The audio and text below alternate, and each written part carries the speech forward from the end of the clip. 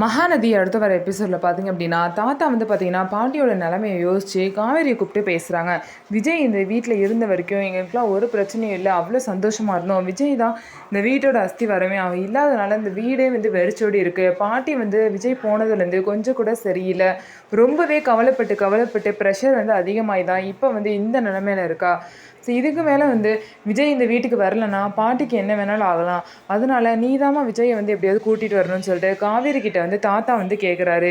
காவேரி பார்த்தீங்க அப்படின்னா நான் ஒன்றும் விஜயை கூட்டிகிட்டு போலே தாத்தா, நடந்த பிரச்சனையெல்லாம் யோசித்து அவராக தான் வந்து தனியாக வந்தார் அப்படின்னு சொல்லிட்டு காவேரி வந்து சொல்கிறாங்க. எனக்கு எல்லாம் புரியுதுமா, எனக்கு வந்து உன் மேலே தனிப்பட்ட கோபமோ வெறுப்போ எதுவுமே கிடையாது.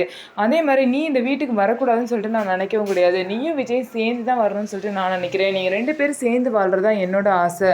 மற்ற எல்லாரும் ஆசைப்படுறாங்களோ இல்லையோ, என்னோட ஆசை அதுதான் அப்படின்னு சொல்லிட்டு தாத்தா வந்து சொல்கிறாரு. எனக்கு புரியுது தாத்தா, நான் வந்து உங்களுக்கு ப்ராமிஸ் பண்ணியிருக்கேன் விஜயை வந்து இங்கே கூட்டிகிட்டு வருவேன். நான் அதே மாதிரி நான் கண்டிப்பாக விஜயை வந்து இங்கே கூட்டிகிட்டு வருவேன் தாத்தான்னு சொல்லிட்டு காவேரி பார்த்தீங்கன்னா தாத்தாவுக்கு வாக்கு கொடுக்குறாங்க. காவேரி சொன்ன மாதிரியே வந்து விஜயை வந்து இந்த வீட்டுக்கு கூட்டிகிட்டு வருவாங்களா, கூட்டிகிட்டு வந்ததுக்கப்புறம் பாட்டி வந்து காவேரியை ஏற்றுப்பாங்களா அப்படின்னு சொல்லிட்டு வெயிட் பண்ணி பார்க்கலாம். நம்ம வீடியோ உங்களுக்கு பிடிச்சிருந்தா நம்ம வீடியோவை லைக் பண்ணிக்கோங்க, மறக்காமல் நம்மளோட சேனலை சப்ஸ்கிரைப் பண்ணிவிட்டு பாருங்கள்.